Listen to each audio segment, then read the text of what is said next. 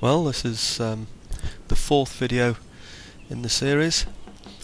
We're halfway through the pirate battle. It's 2 on 2, if you remember from the previous video.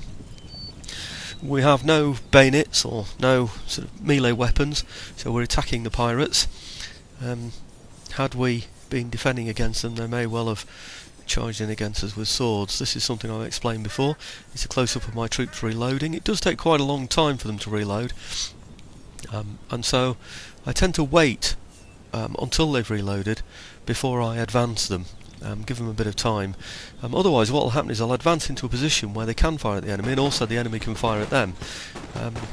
And then of course, because they're still in the middle of reloading, they'll stop in range of the enemy and get fired at while they're reloading. So I keep them out of range if I can while they're reloading, and then advance them when they're fully loaded.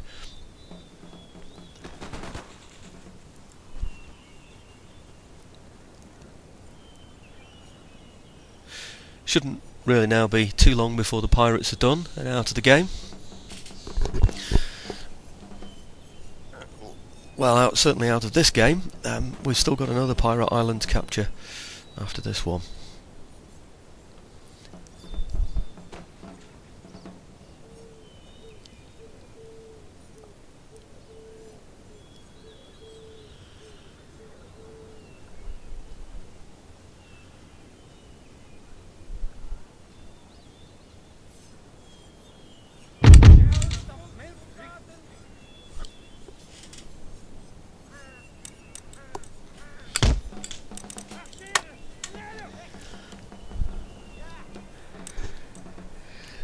Someone's left a comment that that by pressing space I can get my troops to move forward a little quicker.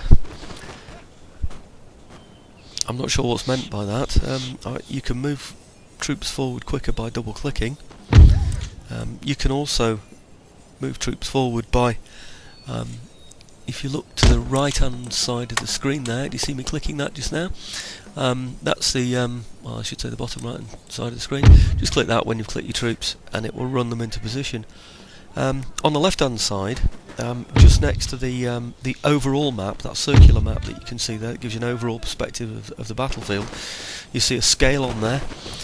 Simply by grabbing that and pulling that up, it will make the video move quicker. The video game, that is, not the video that I'm recording now. I'm not sure if I explained that very well, but anyway, the point is that if your troops are moving forward into position, and the game's taking a long time, if you like, to get set up because they're going into position, then just pull that slide bar up and it'll move a bit quicker. Sometimes when I'm recording, that's recording to put things on YouTube. What I'll do is I'll simply speed up the recording time, so you might find that troops move a little bit quicker than would on your battlefield, you know, because all you're doing, you see, is speeding up your video game a bit.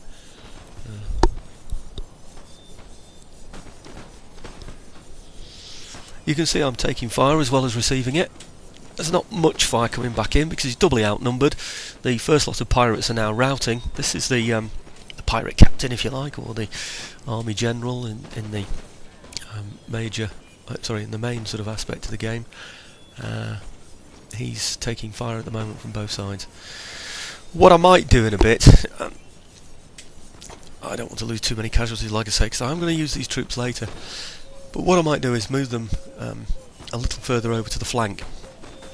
By moving on to, again, wait for them to fire first, because in that situation there, it doesn't really matter if they're reloading, because their engaged fire is with the front troops, so they can stop and reload. That's not a problem. By moving them further onto the flank, I'm hoping to undermine the enemy's confidence and cause them to run away without doing any more firing. You shake troops by having troops firing at them from the flank or the rear, so it can shorten the battle a little. Okay, I'll move them into the position there, and they were loading. They're now fully loaded. Here we go, almost completely around the flank now. There you go, you see, just as we're crossing the flanking point there, with all that musketry fire going into them at the same time, it's completely undermined them, and they will now run from the field.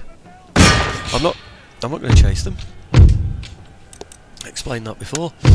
I want to retain the troops. We're attacking a village, so they're not going to run away and regroup or anything. That's the end of them. And I've now occupied their village. The port, of course, because I landed my fleet in there, that's burning, because my fleet and landing my army in there as well has damaged it, because they owned it at the time, so I do need to repair that.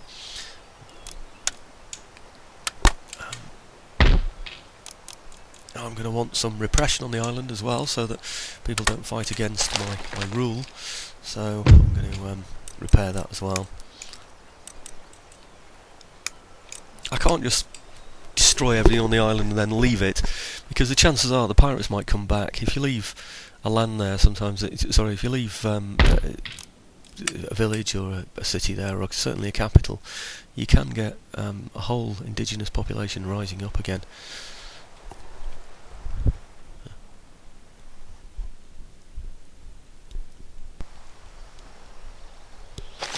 Those Caribbean islands are pretty rubbish, by the way, in terms of income. So there's no point really leaving troops in there to repress the people so that you can gain some kind of an income from them.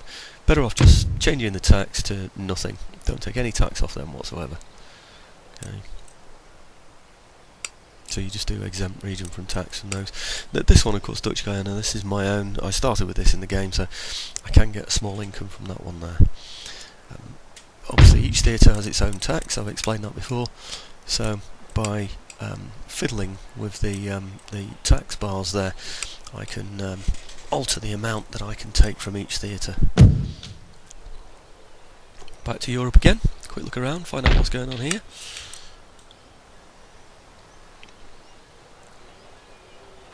I'm not currently recruiting anybody in there. Europe is essential to me, as I've explained before, so I certainly will be doing. That's my fleet over there that you can see in the English Channel.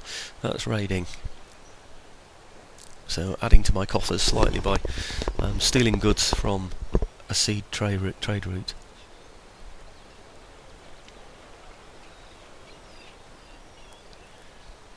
The Spanish there are going to become my natural enemy. They have, of course, they have Flanders, of course, which is one of my targets, so I do need to get them out of there. I'm certainly not strong enough to attack them yet. I might just be able to take them on a one-on-one, but there are no fortifications in there. I'll take it, and I'm totally exposed to everybody else around me who might want to attack me, either in Flanders or indeed in my own capital, because I'll stretch myself too thin. One way of getting his forces down, though, without even declaring war, is to assassinate the general. He's got 4 units in there. One of them's a cavalry unit, a household cavalry. It's the one that accompanies his general. By killing his general, assassinating his general, you remove the household cavalry as well, which means that, or they call it the general's bodyguard actually.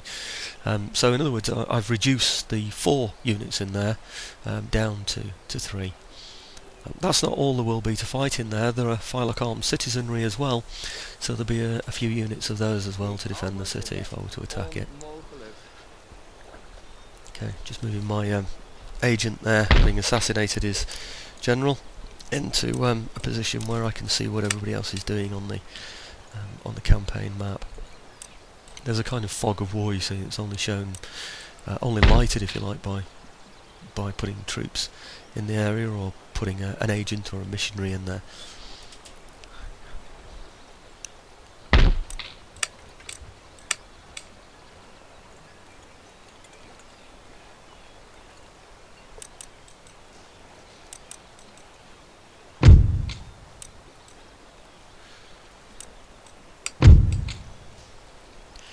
You can see we've got the tax on fairly high. We're now going to put it up to maximum. Just below those bars there, it will tell you which area is going to be worst affected by that in this particular theatre. I'm going to get away with that, so that will increase my taxes.